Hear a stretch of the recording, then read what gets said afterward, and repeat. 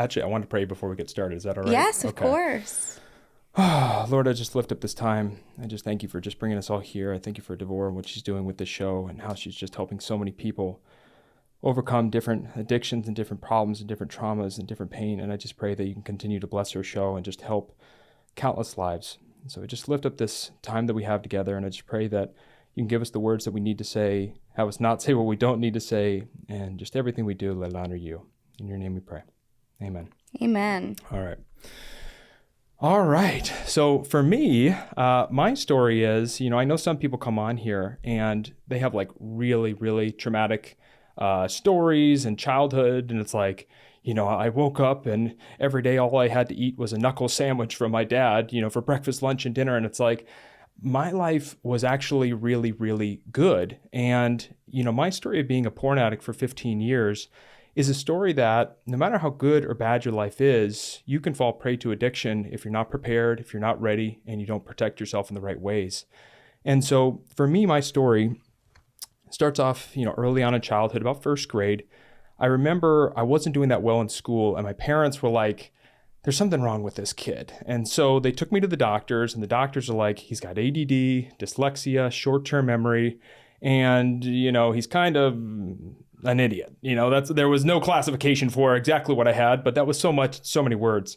So I get put on like every medication there was out there. And like every 6 months I would try something new. Some would make me happy. Some would make me sad, depressed, angry, tired, not tired, hungry, not hungry. And it did help me in school though. And from a very early age, I just felt like I needed this thing to be like everyone else, to be normal. And that kind of just planted a seed inside of me very early on. Now, in addition to all that, I was being bullied at the school that I was at. So my parents took me out, put me in a private Christian school. Things really turned around, doing well in school, making friends. So flash forward to 8th grade now. We're in our sex ed class, and they're saying, don't do it, don't think about it, don't even try it. And I'm like, what is it? Why not? And why would God create this thing if I'm not supposed to be doing it? Why would he have done that? And so I had a lot of questions at that time. And at that same time, I was getting really invested in basketball. And I was at 13 years old, I was 6 feet tall, I could dunk a basketball, and I had a mustache. I was very mature for my age at that point. And I decided at that point, instead of going to the private high school that my friends were going to, I said, why don't I go to the public high school, get more exposure? Maybe I could play in college one day or the pros. And the other reason why I chose to go to the public high school was because right around during that time, that's when the recession hit. And I didn't get a lot of information from my family on how we were doing financially. I was just told, thank you for cutting back. Thank you for understanding. And I'm like, cutting back, understand, like, what are y'all talking about? What's going on, And it wasn't until one day I had a friend who came over and he said, do you want to put Mentos in soda? And I don't know if you've ever done this before, but it explodes and it's awesome and it's amazing. And for, a young kid, that's all you can dream for. So I call my mom and I'm like, Mom, I heard about this thing. You put soda and Mentos and it explodes and it's amazing. And she just like cuts me off mid-sentence. She's like, Manny, your dad lost his job. We don't have money for soda and Mentos and frivolous things like that. And that hit me like a bomb. And that was the first time that I dealt with financial insecurity in my life. And we were living in a beautiful home in a beautiful neighborhood, but all of a sudden it felt like at any moment we could be out on the streets. And so for me, in my mind, I got into this mindset of, I now need to make it to the NBA to help save my family. And also, I'm an idiot without these pills, so I'm not even going to be able to get a job if I don't make it to the NBA. I better work really, really hard at this. And so from the ages of about 13 to 18, I would shoot 1,000 shots a day, which would take me about 2.5 to 3.5 hours to do.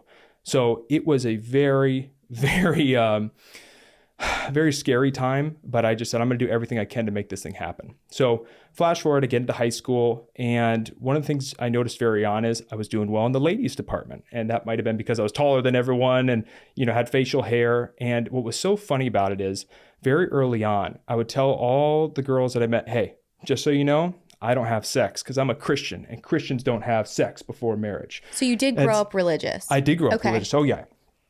And went to a private Christian school all growing up. And so now I'm in the public high school. And so I'm letting the girls know. I don't even know what sex is, by the way, at that time. I'm just like, I don't do it. So don't even try it. And, put them in their place. Right. So then high school was starting to end and I didn't grow any taller. I was a good basketball player, but I wasn't going to be playing in college and I wasn't going to be making it to the pros. And now that 2.5, 3.5 hours that I was spending on basketball each day, now that was just gone. And I just had this huge void in my life. And this is really where my porn journey began. I remember the first time I saw porn. I grew up like most millennials. We had one home computer. I had two older sisters, a younger brother, mom and a dad. And so very rarely did I have the house to myself. But this one day I did. And so I ran to the computer, type in the word boobs. And I'm looking at the images and I'm like, wow. And then I look down, I'm like, wow. And I'm like, I don't even know what I'm supposed to do. Right. I'm just sitting there. And so I'm like, maybe I'll just touch it. You know what? No, I'll just tap it. And I literally just go tap, boom, Oppenheimer, explosion. And I'm like, oh my gosh, what just happened? I'm freaking out, close the tab, clean up, run to my room. And I'm like, I feel like I just discovered fire. And at the same time, like I did something that I wasn't supposed to at that moment. So in my mind, I said, you know what, it's okay because my parents did a really good job of insulating us from a lot of, things in the world. And I'm like, you know what, this probably won't even happen again. When am I going to get the house to myself again? Literally like a month later, I get handed an iPod video and a laptop. I guess they were having a sale at the Apple store. And I'm asked, are you good? Can you handle this? And I'm like, I'm good. I think I'm all set. So they closed the door. I start looking up porn right away. And at first it felt very tame. It felt very in control. But very early on, it started getting more and more extreme, more and more frequent. And I started noticing some changes very early on. One of them was that I was keeping names of porn stars on my phone and the names just kept growing and growing and growing. And it started to spill into my regular life where someone would be talking about a movie that they saw. And they'd be like, oh, what was that movie with that actress, Bridget? And instead of saying Bridget Jones, I would say, was it Bridget this? Was it Bridget that? Was it Bridget? And it's like all porn stars' names. And I'm like, Manny, you got to stop. Like this is getting bad. The second thing I noticed was I developed what I call an X-ray vision, where when you're watching porn, the woman comes on screen and you're just lusting over her and you're just imagining her. What does she look like without her clothes on? What does she look like doing all these sex acts? And then that starts to carry over into your regular life where someone just walks in front of you, you just start doing the same thing. And that's a very scary thing because you're not even in control of that. So whoever walks in front of you, you're starting to do that with. And that was not a fun situation. And then I also started noticing, I remember I was driving home from school one day and I was like, I can't even wait to get home. I need to start looking this up now. I'm driving home, I'm swerving on the road, I'm putting other people in danger, I'm putting myself in danger. And I was going, whoa, I don't think I'm calling the shots anymore at that point. So my senior year ends. I didn't make it to the pros. I didn't make it to college, play basketball. I become very depressed. I move into my parents' basement. I enroll in community college and I get a job at Jamba Juice. Only by threat of eviction did I do those things, and start drinking and smoking, copious amounts of weed. And I just became very, very depressed during that time. And my one, thing I was noticing is I'm like, man, you just got to get rid of this porn thing. You got to do whatever you can. And I remember one day I was like, you know what? I'm just going to smash my iPhone. I'm just going to get rid of this thing and then this will be all done. So I went outside, I smashed it on rocks. I'm like, yes, I'm free. And the next day I find porn. And I was like, you know what? This is a real problem. And I started noticing it, the one, back up a second, the one bright spot I had in my life going on at that time was I was still doing well in the ladies department. And, I started to notice though how it was affecting my relationships. And one of the ways was ED, which is erectile dysfunction. And I remember the first time it happened, I was like, this is embarrassing. And I was like, you know what? It wasn't me. It was her. She's not good enough looking. So then it starts happening again and again. And one really embarrassing time I remember, I was going to community college with this one girl and we really liked each other and we were about to start dating. And by the way, backing up a second, when I was in high school, I said, I'm not going to have sex. I'm never going to have sex before marriage. I'm not doing that. I started watching more and more porn and my standards just started slowly slipping. I'm like, why should I not be able to do this thing? And it looks like they're having a pretty good time on the screen. Why don't I have a pretty good time as well? Right? So my standards start slipping and I'm like, I'm going to start having sex. So I start having ED. One of the embarrassing moments as well, I have this girl, community college, we're, getting things going with our relationship.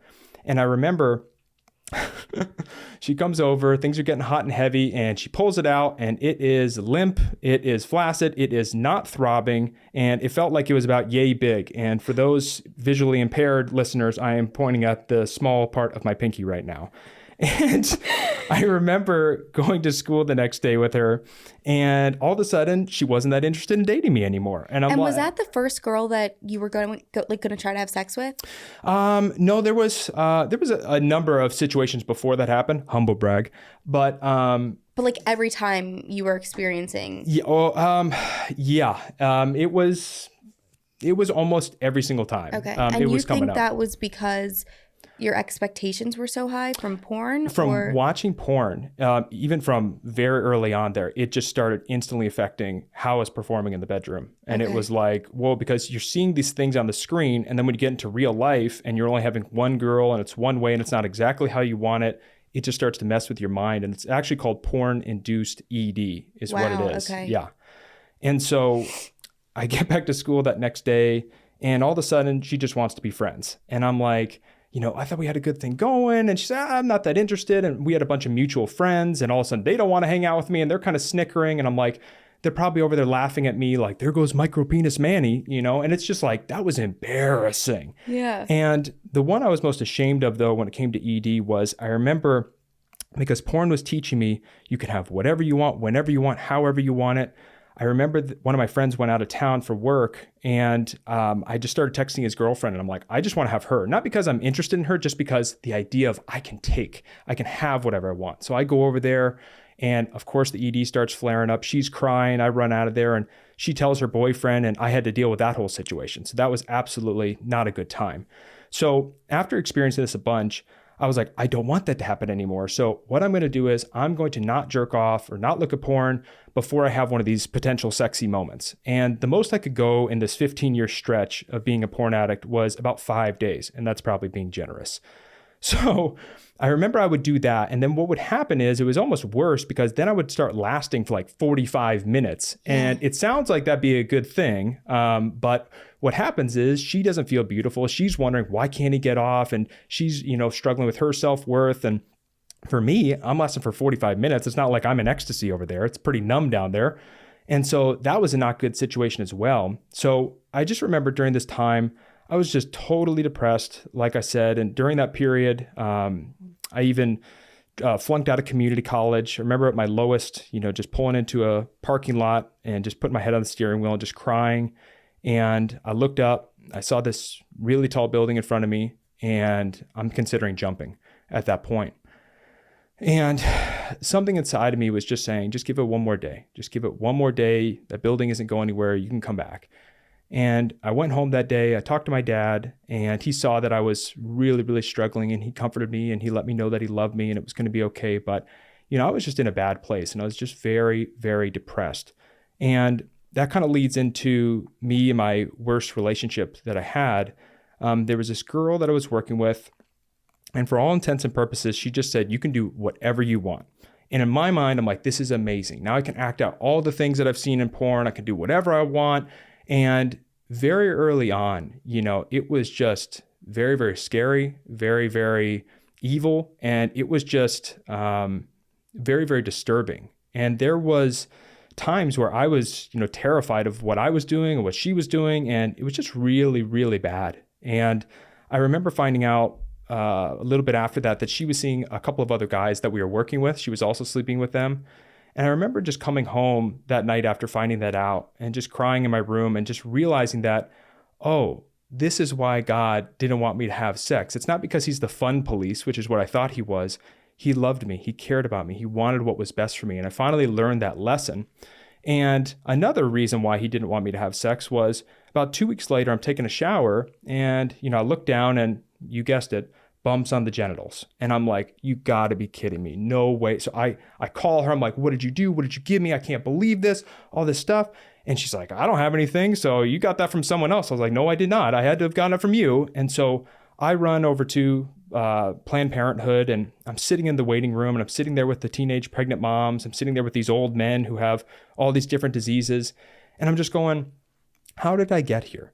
How did I get here? I have amazing parents. I had amazing schooling. I had all these friends, lofty goals. And now I'm sitting here in my early 20s getting, this STD check. And I just threw out one of those Hail Mary prayers, right? Where I just said, God, if you can save me from this, I'll give you whatever you want. I'll give you whatever you want. Just save me right now and I'll give you whatever.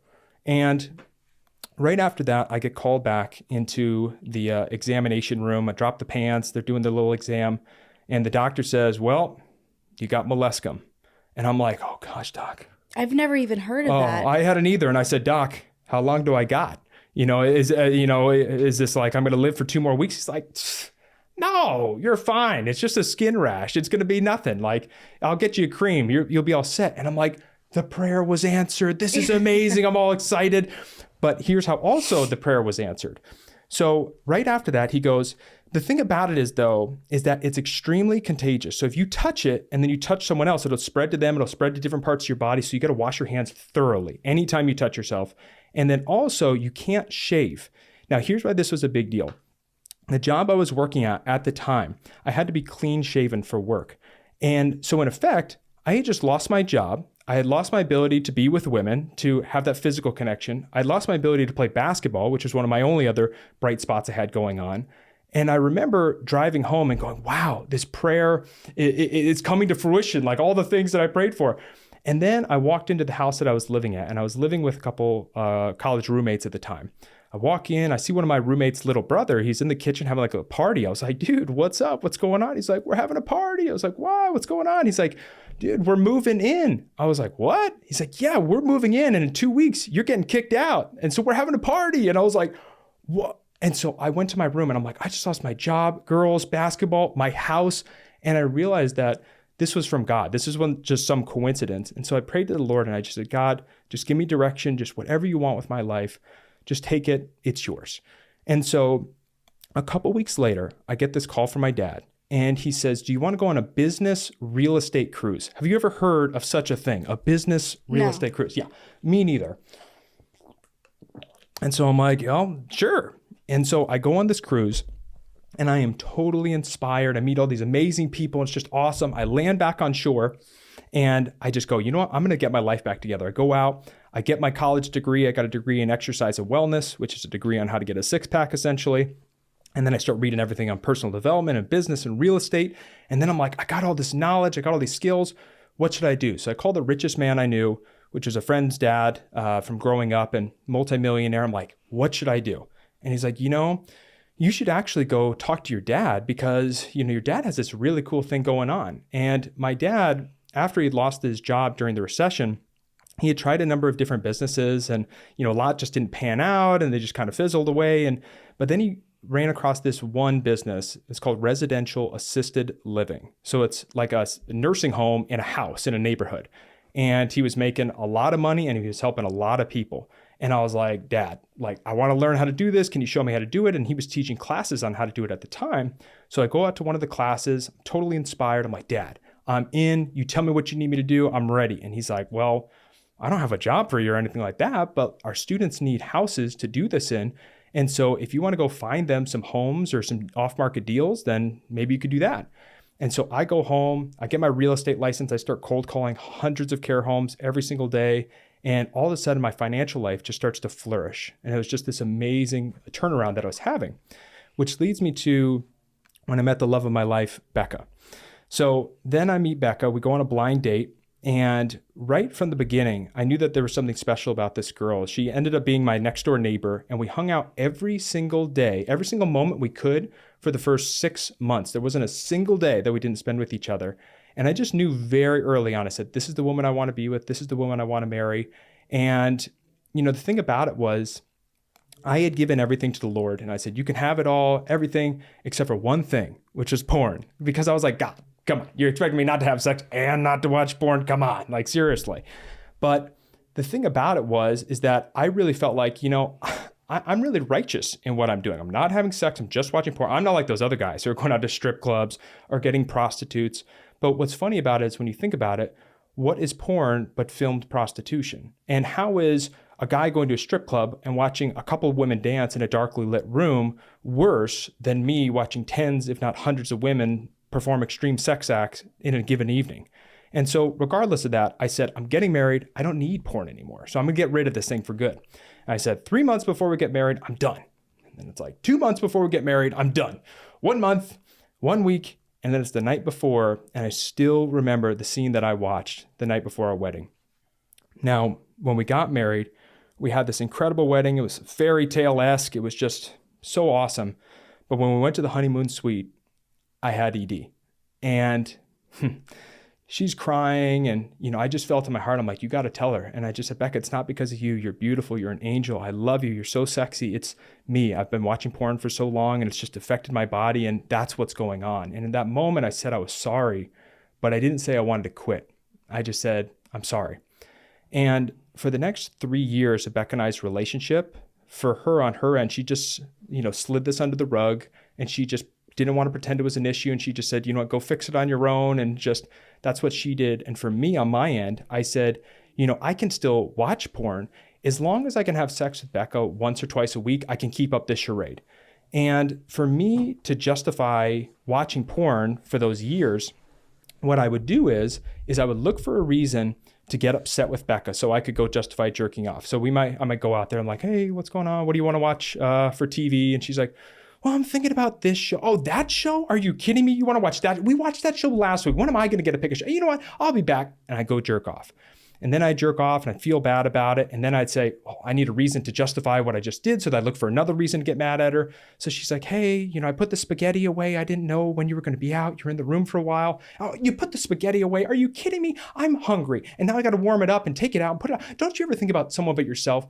And I was just angry. I was a monster. I was just paranoid. I was just terrible to live with. And she started noticing things like we'd be watching a show and there'd just be an actress, do something, just show any type of emotion that I didn't like. And I would just get up and I'd just start screaming at the TV like, I can't believe her. I hate her. Isn't she the worst? Oh my goodness. And Becca's like, what is your deal? And she's like, you never yell at any guys, but you will yell at women on the screen. Like, what are you, some type of sexist or something? I'm like, I'm not some type of sexist. Like, what are you even talking about?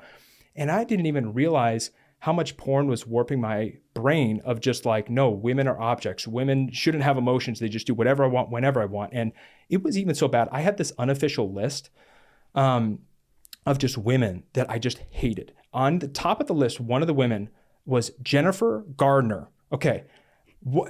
Why Jennifer Gardner? What could I tell you I didn't like about her? I don't know. I don't know why she was on the top of the list, but that's how warped the mind was. Is I was just like, there's something about her. I just don't like it and all this stuff. And, one of the craziest things is that, there was a genre of sex. I only saw a handful of times right towards the end when I was watching porn, but porn warps our minds. And there was this one genre called, I don't even know what to call it, but it's just like women are object sex. And I remember this one scene I saw where there's two women, they're talking at a table, they're like having breakfast or something. And then a man just walks in the room and just starts having sex with one of them, but she's not even reacting to it. And it's like, well, that's weird. I'm like, maybe I smoked too much weed and that's why I'm just weirded out. There's a weird scene. And then he starts having sex with the other woman and then he finishes and then scene's over. And I'm like, okay, that was weird. I watch another video. It's the same genre. And it's like the similar thing going on. And I realized that, oh my gosh, in the time from when I started watching porn to now, there's been this new genre that's been created that women are just objects and we just want them exactly how we want them in this way. And it was just a really, really sick thing seeing that. So as I mentioned, during this time, I was angry, I was paranoid, but on the outside, everything looked really good because I'm making all this money. We're going on fancy vacations. We even got a little bit of fame and, things were going really, really well from the outside. But on the inside, I really kind of felt like I was a PG version of The Wolf on Wall Street. An example of that was, I remember one day I made $120,000 on a real estate deal and I was sitting in my car and I was just looking at it and I felt nothing inside. And in my head, I would say, well, that's because it's 120,000. If it was 1.2, then you'd be happy. And if you drank more, then you'd be happy, or smoke more, or watch more crazy stuff, then you'd be happy. And during that time, I just never felt like I was present. I was always just looking for the next thing. Once I get the next thing, then I'll be happy. And a good example of that is I was asked to do a TED Talk, a TEDx talk in a suburb of Amsterdam. And I do this TED Talk, and it's how I became a millionaire before I was like 27 or 28. I don't even know how old I was when that happened. But But I do this talk, and the second I'm done with the talk, I run off stage, I go to the bars, I have 6, 7 beers, I go to the coffee shops, which is where you can smoke weed in Amsterdam. I have 2 or 3 blunts, and then I run home, and then I start jerking off to porn instead of having sex with my beautiful wife. And my relationship with God during that time was not, I hate you, God, or I disown you, or anything like that. It was just, hey, God, thank you so much for saving me back then with that whole molescum situation. I really appreciate that, but I got it now. I'm kind of invincible. I've made all this money. I don't really need you anymore. And anything that you taught or anything you put in the good book, I'll just take those as suggestions, and I'll let you know if I need you, but I'm good. And I remember another thing I would say during that time is just, I won the game of life. I got this beautiful wife, made all this money, fame, traveling all the world, been skydiving, college degree. And I'm like, what else is there in this life? Is this all that this life has to offer? So flash forward, it's very early on in COVID. I'm now 210 pounds. For reference, I'm 170 pounds right now. And I'm 210 pounds. This is after I get the degree on how to have a 6-pack. And that is not 210 pounds of muscle. That night, I remember I was drinking a couple bottles of wine, having a couple weed gummies, and I'm planning on going to go jerk off. And Becca, in so many words, says, do you want to go have sex? And this is how screwed up my mind had become. I said, I'm pissed off at you because I want to go look at porn and you're ruining my plans for the evening. But I just said, you know what? It's fine. We'll go to the bedroom, start trying to have sex. It's not working. So I try harder. It's not working. I'm having the ED problems. And eventually I just said, you know what, Becca? You're the problem here. You're the issue. You're the reason why I can't get things going. And she's crying and I'm screaming at her. And I storm out of the room. I slam the door. And I just go to our living room and I just sit down on the couch. I put my hands on my head and I just said, God, I need help. Help me, God. And in that moment, I just felt the Lord put on my heart. He just said, go to Becca and ask for that help. And in that moment, that was the absolute last thing that I wanted to do, but I knew that's what I needed to do. And so I got up, I went into the room and I just said, Becca, I'm sorry. I have this serious problem, but I love you more than this issue and I want to overcome this, but I cannot do this on my own. Will you help me overcome this addiction? And to my surprise, she said yes. And that period of our lives was very, very tough because we felt very alone. On my end, I'm like, what should I share with her? How am I supposed to overcome this? For her, she's like, how do I support my husband overcoming addiction? And anytime you look up anything online, it's like, if your husband watches porn, that means he's cheating on you. That means you're getting a divorce. That means your life is over. And so we didn't know where to go for guidance during this time. But 2 things that we found out during this period was, one, is that addiction dies in the light. When it is exposed to the light, it cannot survive in that environment. And the second thing that we found out is your spouse can be your ultimate accountability partner. There's no one that cares about you, that's more invested in your life, that wants you to overcome this more than your spouse. And those are 2 things that we found out during this period. Now, flash forward a little bit. All of a sudden, out of the blue, my dad, who was the head of the company that we were working at, he just passes away. And all of a sudden, I get moved into the CEO role of a 40-person company, $10, $12 million a year company. And I'm sitting at his funeral and I'm looking at all these people who came to support my father. And I'm going, my dad did what he was supposed to do with his life. He ran his race. But I started to ask the question, is this what I'm supposed to do with my life? Am I supposed to lead this company? And during that next period, I remember the Lord just putting on our hearts to just walk away and trust in him.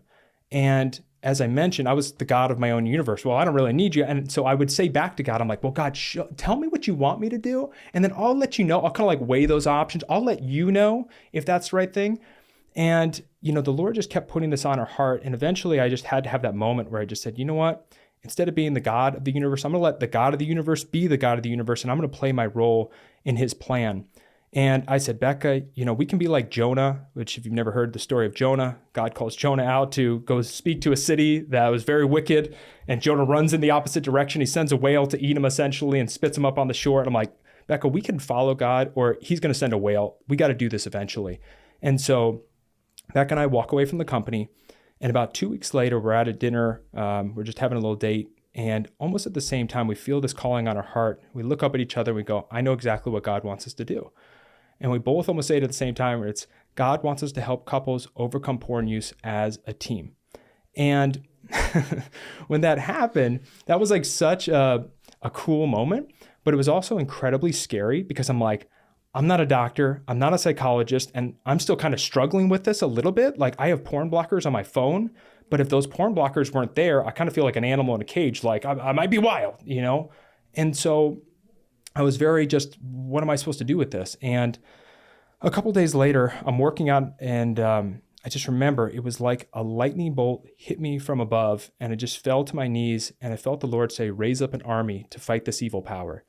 And in that moment, I realized that this was God who was telling us to do this. And I just said, if God is with us, then no one can stand against us. And it's not that we're qualified to do this, it's that we're called to do this. And the Lord is going to point us in the right direction. He's going to tell us what to do, and all we need to do is follow him. So Beck and I start researching everything there is on addiction and porn addiction and sex addiction and all this stuff. And one of the very first things that we found out is that porn is nothing but a pain reliever, a pain that's going on inside, a trauma, hurts. And some people, they use alcohol, some people it's drugs, some people it's hamburgers, some people it's Netflix, and some people it's porn.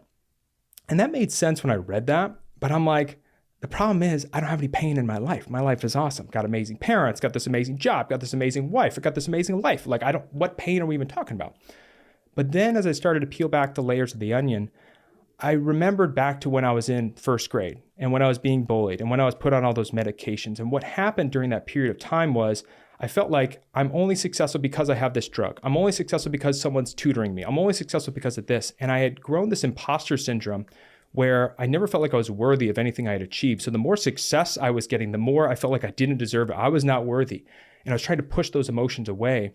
And also during the recession, when we lost everything, I developed this scarcity mindset that was, you could lose it all in a moment. So you need to make more and more. And so the more money I made, I was like, yes, you just need more. And then you'll be okay. And then you'll feel better. But then I would become worried about, now I'm going to lose it all. And now so that scarcity mindset. And then just for 15 years of watching porn and just whittling away at my self-esteem and my self-worth and my self-confidence, it wasn't until I took the time to just work on those emotional issues that I was finally able to just have complete freedom from porn. Not I'm resisting it, no, freedom.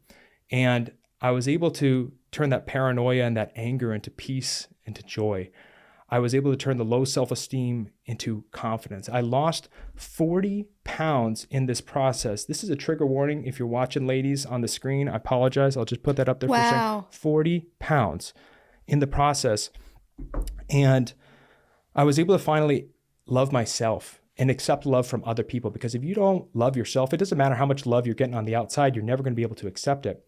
And most important, Beck and I's love life grew to levels that I never could have imagined. And our love, connection, and intimacy is just off the charts. And we really found that this process is all about just taking a boy or a girl who runs away from their problem and runs to a pain reliever. And it's about helping them overcome those challenges, stand up to their problems and face them head on and not run away.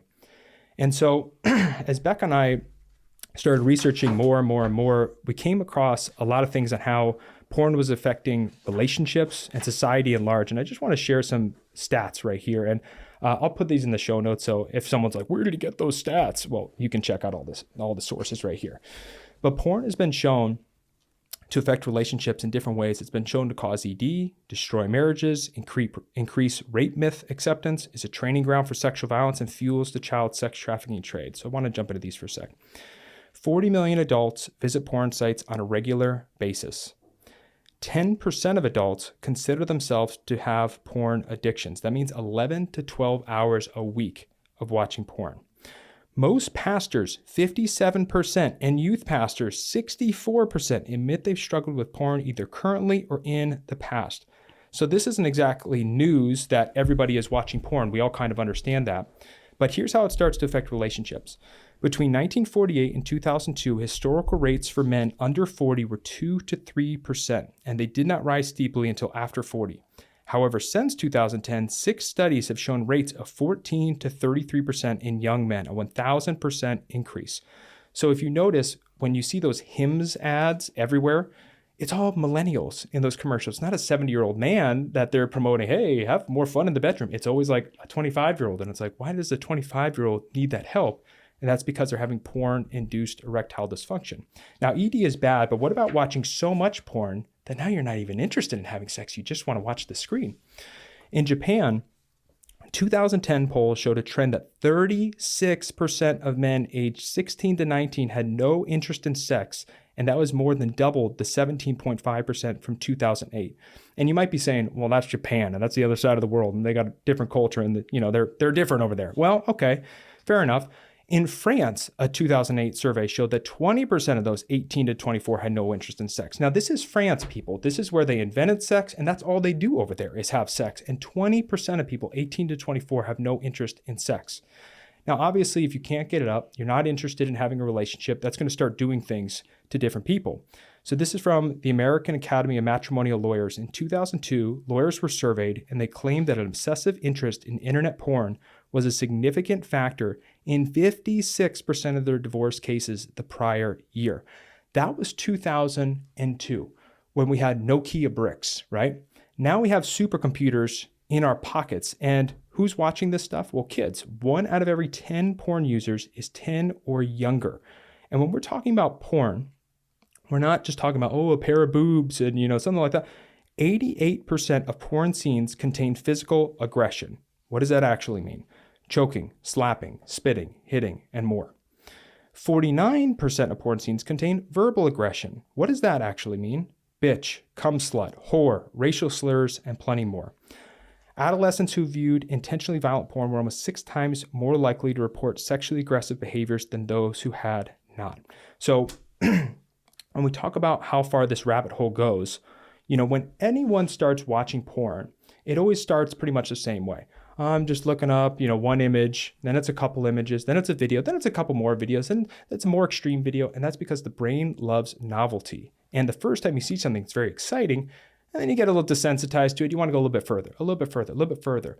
And one of the most common phrases that people who watch porn that they say is that, I don't even like what I'm watching, but I want it for some reason. I don't know where this is coming from. And what happens when you're watching porn, you might see something really scary on the screen. And if you're in a hypersexualized state and you see something scary, well, these neurons that are firing together are wiring together.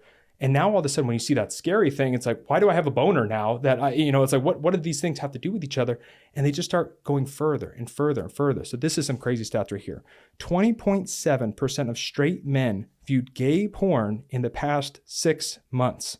Pretty wild. But what is the most popular of all searches, though? An analysis of 400 million web searches from 2009 to 2010, neuroscientists concluded that the most popular sexual searches online by a huge margin is youth. So I have a little exercise for you. We'll put this picture up on the screen. For those of you who are visually impaired or watching on the podcast, Devorah will describe what she's looking at here. How old would you say this girl is right here? God, times are so different now.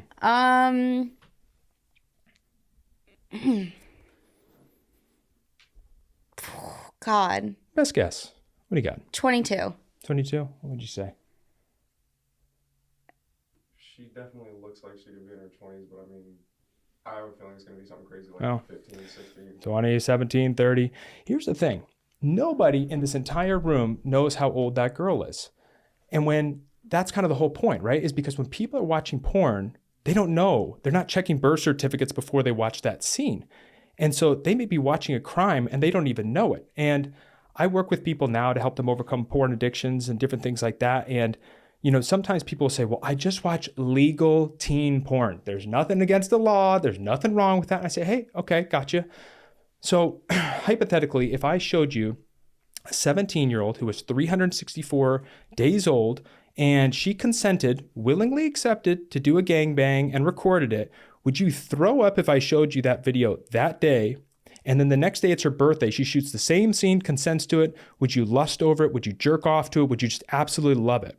And when I just say that to people, all of a sudden they just go, oh my gosh. And they don't even realize how just slowly porn just starts chipping away, chipping away, chipping away. And for some people, they say, well, it's an 18-year-old. Well, it's a 17-year-old. Well, come on, she wants it. And well, it's 16. Well, come on, it was just one video. And then it's all of a sudden it's lower, lower, lower, and lower. And people start going down rabbit holes that they never could have imagined. And a lot of times when we think of the human trafficking industry, the child porn industry, we think of it as just like, it's this tiny thing. It's nobody. It's nothing. Well, it's said in the US, the porn industry is a $16 billion industry, But the child porn industry in the US is said to be a $3 billion industry. There are 116,000 inquiries related to child porn received daily. There are estimates that 15,000 to 50,000 women and children are sex trafficked in the US each year, and nearly half of sex trafficking victims report that porn was made of them while they were in bondage.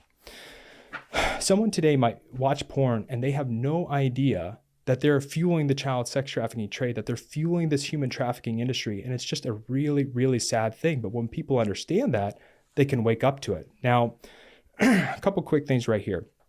How does this happen? How do people get to this point? It all works the same. Rape, culture, and trafficking. Everyone gets through the door the same way. It starts vanilla. Okay, then the mind starts to lose control. It wants a little bit more, and all of a sudden you become trained to do what you see. And this is from a meta-analysis of 46 published studies that were undertaken to determine the effects of pornography on sexual deviancy, sexual perpetration, and attitudes regarding intimate relationships, and attitudes regarding the rape myth.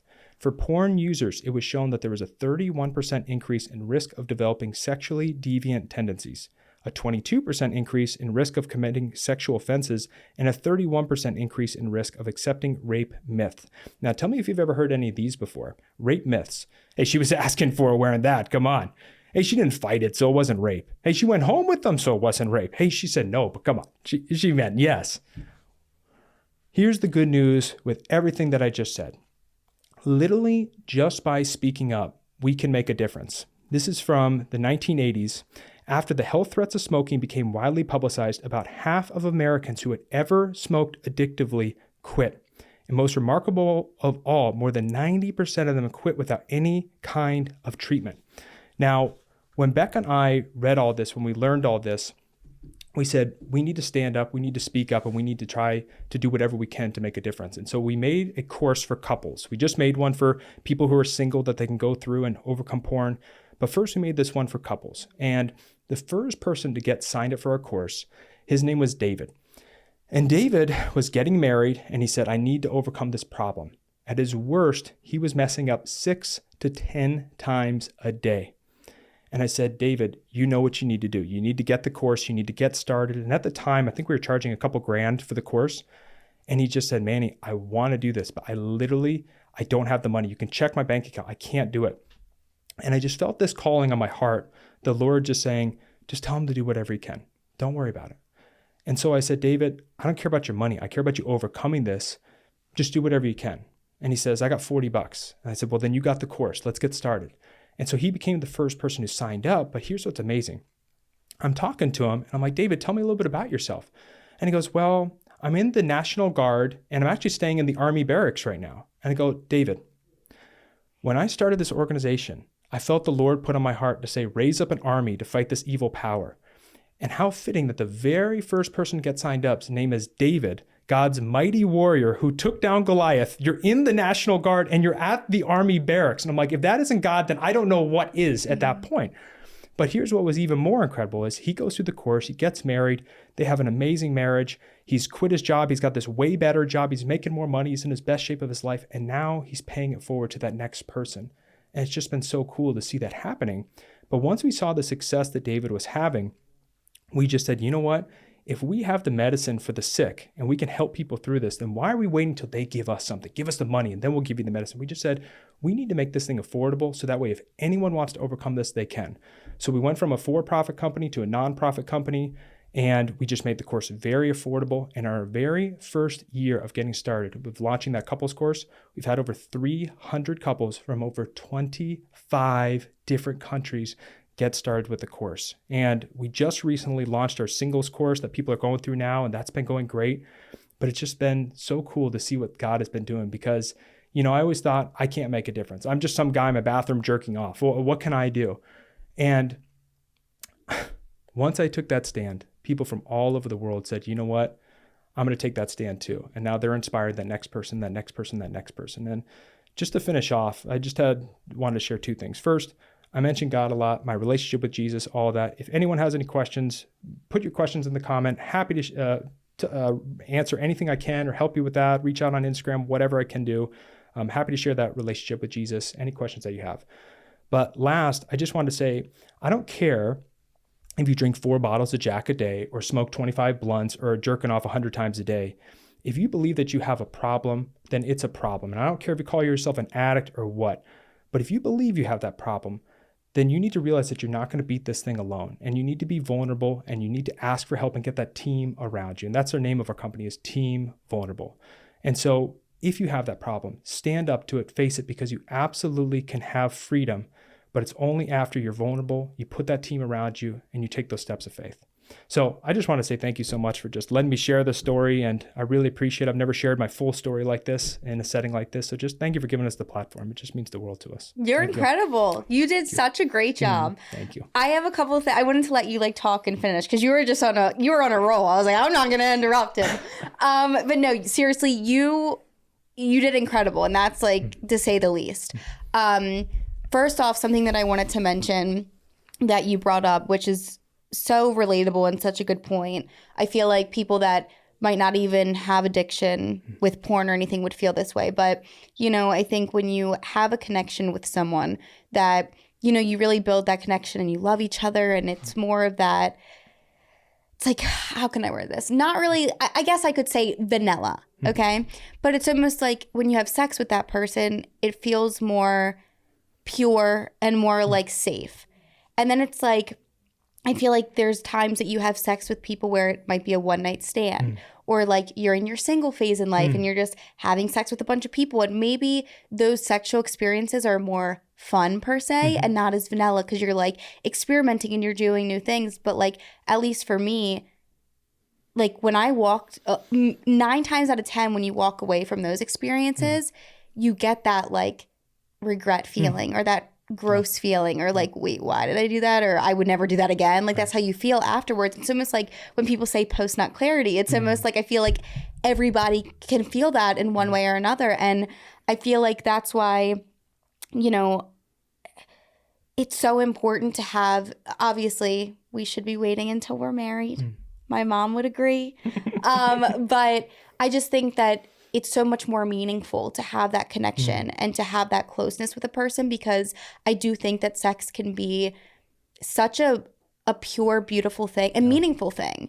But there's that flip side of it where it can be so dark, and it's almost like it brings out that feeling of like addiction, that you want to do it and you want to watch porn, you want to do this because it's almost like you have to, you're horny or you have to get off or whatever else. But it's like that aftermath is just not a good feeling. Absolutely. And I feel like that's something that so many people have probably felt in one way or another, and they just kind of like brush it under the rug and keep it going and don't really make a change. But that was something that stood out to me. Well, you know, one of the things too I always like to bring up is that doing drugs can be fun, right? You know, all types of things can be fun. Having sex can be fun. If it's a one night stand, if you're married, if you're whatever, fun is out of the question. What are we really looking for when it comes to sex? And that was something I had to retrain my mind. I always thought I'm just this wild beast that needs to get off all the time. So I go, what do you expect? I'm just a manly man. I need my porn. But really I was searching for love, connection, and intimacy. And once I shifted the mindset of that, not only did I just have that beautiful feeling like you're talking about, and sex became just so beautiful. Beck and I's entire love life, once I stopped watching porn, just completely changed. Just the whole routine, whatever you want to call it, whatever. It was just about love, connection, and intimacy. We just had that connection. And that was so fun. That's so beautiful. A one-night stand can be fun, right? That's fun is not what we're talking about here. We're talking about that deeper thing. Why are we going to sex in the first place? We want love. We want connection. We want intimacy. Yeah, and I think too, that also just kind of proves how important it is to be vulnerable, like you said, and open up. And if you really care about yourself and that person that you're with, or even if you aren't with somebody, but like you turn to your family, it's like it shows how important it is that you need that help. And there's nothing wrong with getting help. It's hard to fight battles on our own. And I wanted to mention too, the fact that you said you had a really good childhood for the most part. And I think that something that a lot of people don't realize is the smallest things in life can lead us down these addictions and rabbit hole. And the thing is too, there might not even be something specific that happens to us, but we do live in a world where there's a lot of good, but there's also a lot of evil. And I think that if we don't have a good relationship with ourselves and with God or any type of spiritual whatever people are into, I think it's really, really easy to turn to darkness and to negativity. And I think a lot of people, like you were saying, they use different coping mechanisms. And I feel like you said, everybody in one way wants to feel good. And I think releasing that sexually is a big thing for people. And that's what they turn to. And it's just, I didn't even know that ED, like porn-induced ED was a thing. Really? No. Oh, yeah. And that's like, it makes so much sense though.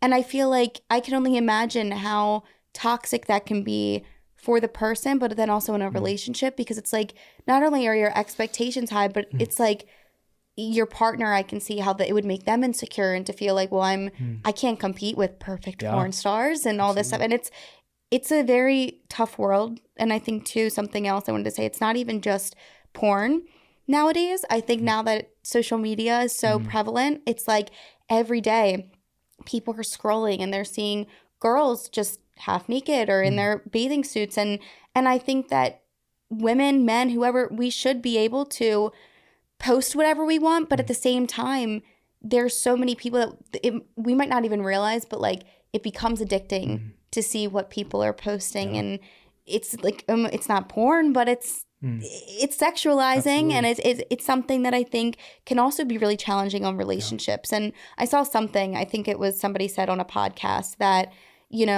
times are very different and relationships are harder because men and women are always scrolling, and it's like you're being shown what else is out there. Yeah.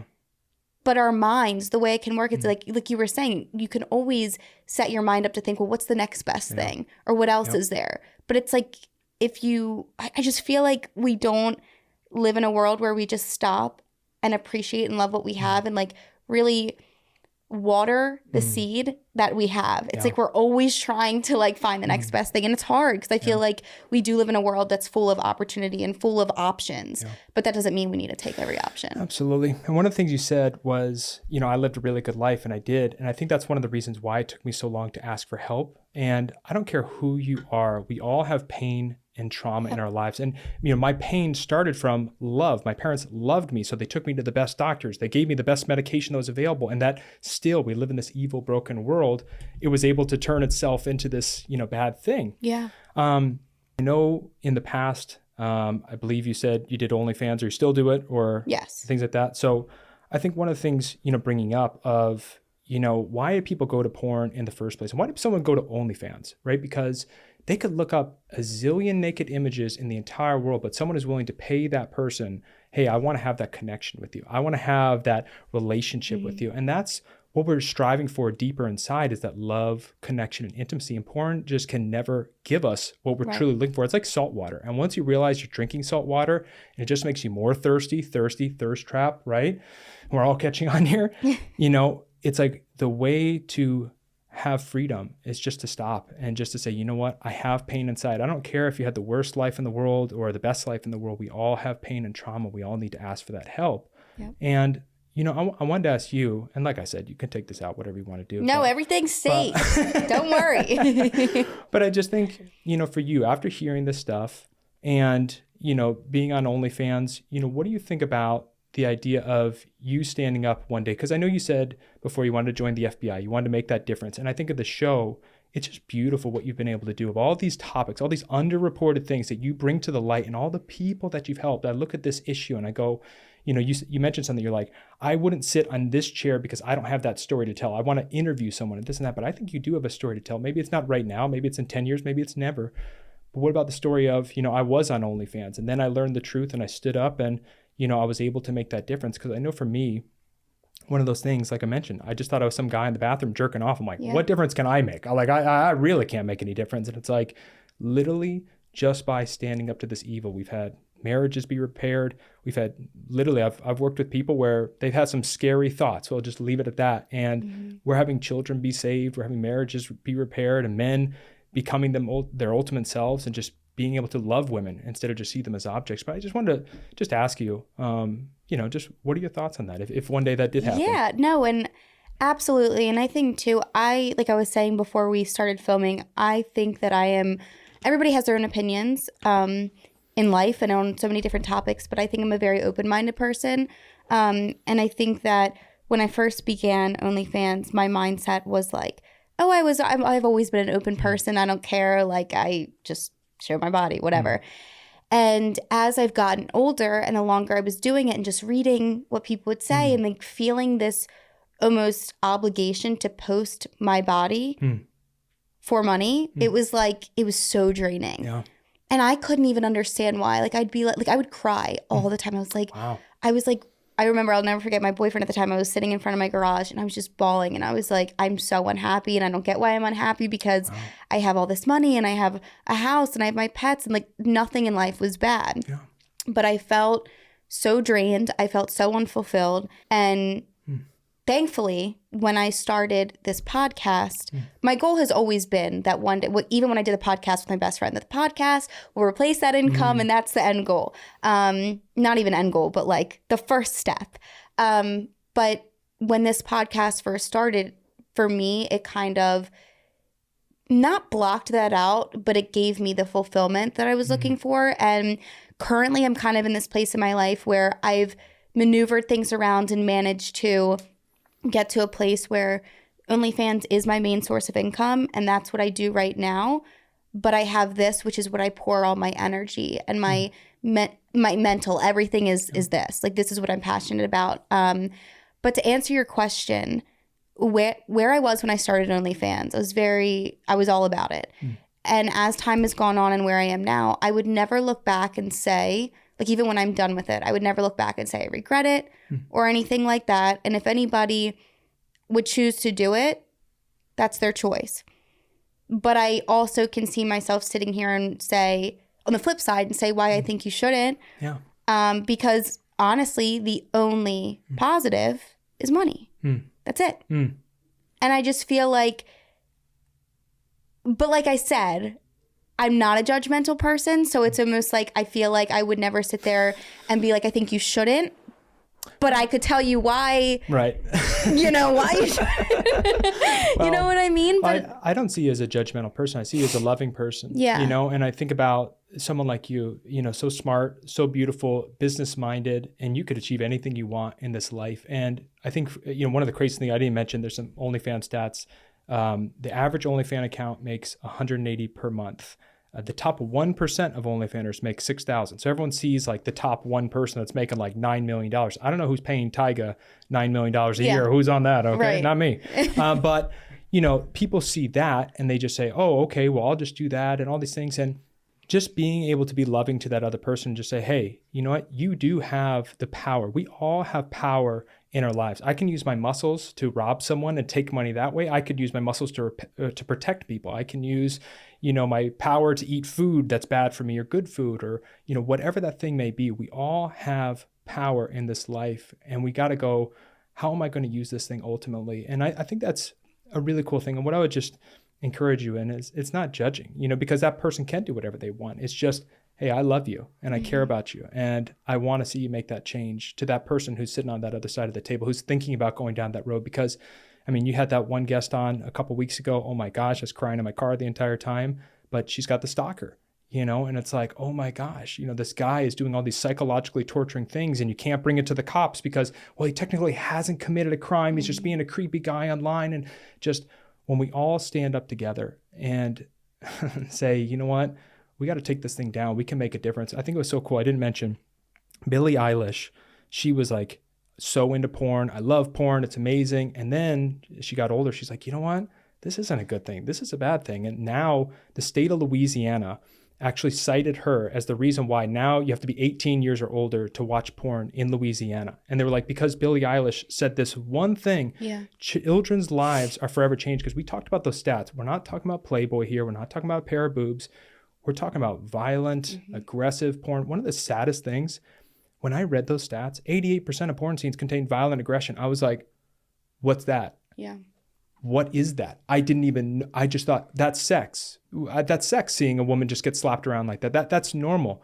And so children seeing that at that young of an age, it's just how many lives were changed by Billie Eilish saying one comment in Vogue. And Pamela Anderson has stood up to this. She said, she's like, I'd be, you know, dating a guy or whatever. It's sexy time. And he's in the bathroom jerking off with a computer with the door locked. And it's like Pamela Anderson can't even compete against this thing. Terry Crews has stood up against it. And I just think what we're ultimately looking for is love, connection, and intimacy. And you're not going to get there without being vulnerable, without taking those steps. And I just appreciate you just being vulnerable, having this conversation and just being so open. And that's why I love your show, because you can see both sides of it. You're very open to just talking about different things and just seeing it from all sides. So I just appreciate you sharing. Yeah, of course. No, I think your story is incredible. And I think that this is something I feel like that a lot of people probably don't even realize they're addicted to or have the problem yet. And I think that that's why it's great, because even though it's something interesting that I just want to mention, even though I'm not somebody that's addicted to porn, every time I've ever watched it, like I walk away with that feeling of like, ugh, you know what I mean? Yeah. So I'm sure, I just feel like there's probably so many people out there that either they feel that way or they are addicted and they don't realize it yet. Like, because they might just think, well, that's how I relieve my stress. Right. You know what I mean? So I think that you speaking about this opens a whole new door for people that they might not even know that they have a problem. Yeah. And there's nothing wrong with having a problem. We all have a problem in one way or another. Absolutely. So I think it's incredible what you guys are doing and that you wanted to even share your story. Because I think that I always say to my guests that come on, it takes a lot of courage, even if you are at a place in your life where you're ready to open up and talk. It takes a lot of courage to be vulnerable and share details about your life and your story, because I think we all start at a place where it's kind of embarrassing to talk about. Absolutely. And we're ashamed of it. So I feel like now we're at this place where it's like, this was my life and now I'm going to help other people. And I don't know. I think it's amazing. And there's so many, I just think this world is just, it's crazy. There's so many different things that just lead us down these rabbit holes, and there is so much darkness. But I feel like it's people like you and your wife that really can help people out of that, because I feel like there's not enough people that are just willing to help and support. And that's some of the most important thing that people need. Well, when we started this, I mean, I literally walked away from very, very high income. Like I said, millionaire, had everything the world could offer you, just like you were mentioning. And I was just feeling like so empty. What more is there to this life? And when I walked away and when I told people, I'm going from helping old people do care homes to I'm the porn guy now. Yeah. It's like forever branded porn guy. Right. And it's like, man, and I was like, God, I know this is what you want me to do. This is not what I want to do. I did not go like ultra willingly. I had to have that lightning bolt hit me. But once we made that change, once we stood up and just said, there's a problem. I've received messages from people on burner phones just saying, thank you so much. I'm someone in your life. I can't tell you who I am. I've had friends who are getting married. I've seen them. They're on the course because I can see if someone's going through the course, like they're in it. And it's just like, it's been amazing. You think about that one person, David. David stood up to this problem 6 to 10 times a day. And now I'm able to share his story. And that's inspiring someone on here. And someone is going to inspire someone else and someone else. And so no matter how big or small, if you stand up and you just make a change, you never know. That could literally save a life. Absolutely. And it's just been an incredible journey. And so just real quick too, I want to make sure I mention, we have a course. It's for couples to go through. We have a couples one. If you're in a serious relationship or you're married, that one you guys both go through together. We teach them how to support you. We teach you how to overcome it. And if you're single, we teach them how to go through it with an accountability partner. We teach them what they need to do, how they need to help you, and you go through that one together. And so they're both very affordable. We want to make this thing, worldwide. Yeah. And I'll link all of it below too, of course, so that it's down there.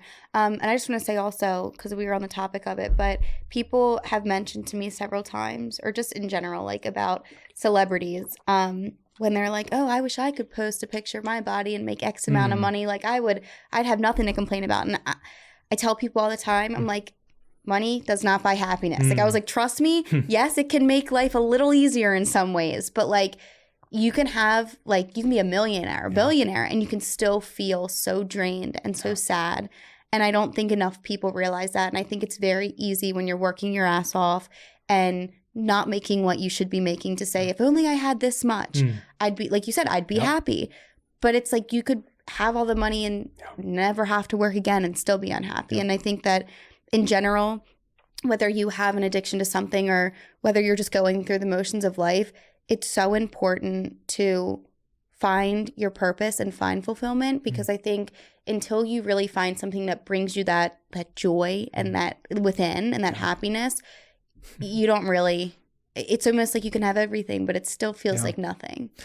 Yeah, all the time. I mean, this has been a tough journey. There's been days where it's really easy to do this and days where it's really, really absolutely, tough. Yeah. And, you know, there's been times where it's like the world comes calling again. It's like, hey, you can get back into real estate. We got this big deal. You can make all this money. And now it's, I could never walk away from what I'm doing because that fulfillment, that feeling. And absolutely, money does not buy happiness. They've shown studies. I mean, this has been studied before. People make 70,000 versus people make 700,000 versus 7 million. And the happiness levels are right here. And gratitude is what helps build that happiness. You know, I had everything I needed right in front of me, the most incredible wife. And yet I said, she's good, but I want more. Yeah. And it's like, that never ends. You can never scratch that itch. And it's about realizing what you have in front of you and just being grateful for it and loving it and focusing on, again, love, connection, intimacy, healing what's going on inside. Sometimes people are like, you know, like AA or something, which I love. They help a bunch of people, SA, stuff like that. It's like, you're an addict your whole life. Oh, I'm an addict. It's this bear I got to cry. You're going to be an addict your whole life if you don't handle what's going on inside. Right. But once you do, you can have freedom, because I'm not over here like scratching my neck, like, you know, it's like. And you don't let it define you. Right. It was a part of your journey. Yeah. It's crazy now when I have to think back, like, I used to do that, like writing out my story and thinking about it. It's just like, I used to be in that place where I was driving and I'm like hitting people. Now it's just like, this is a whole nother world. And so, yeah, anybody's listening, like sometimes people are like, well, I got to be jerking off X amount of times, then it's going to be a problem. I don't care. We have people that it's like, hey, I'm messing up all the time. It's once a month. And then we got, I'm messing up. It's 10 times a day. And it's like, I don't care. If it's a problem, it's a problem. And even if it's something that you're not doing it often, but it's still affecting your personal life, then it's a problem. Yeah, so it's like, and I think in general, kind of goes back to what I was saying, even something as simple as scrolling through social media and comparing your life to other people, whether it's relationships or just your life, it's a problem because you're setting yourself up with these expectations of like, well, I should have this or I should be making this. But we don't even know what's happening in that person's life. Yeah. So all of these things, I just feel like that's why it's just so important to focus on yourself. And I think the best thing that you can do is just be kind and help others. And then everything will just come as it should. Yeah. You know, I think it's just like worrying about all the external stuff. Nonsense. Yeah. Doesn't get us anywhere. But you did incredible. Thank you. I was so excited for this episode. You crushed it. Thank you. I love to hear your story. And I think it's incredible what you guys do. Seriously. Well, thank you. And thank you for just giving us a platform, doing everything that you're doing. And, you know, one day, I know you got the story to tell. I'll be watching that episode when you're sitting in this chair.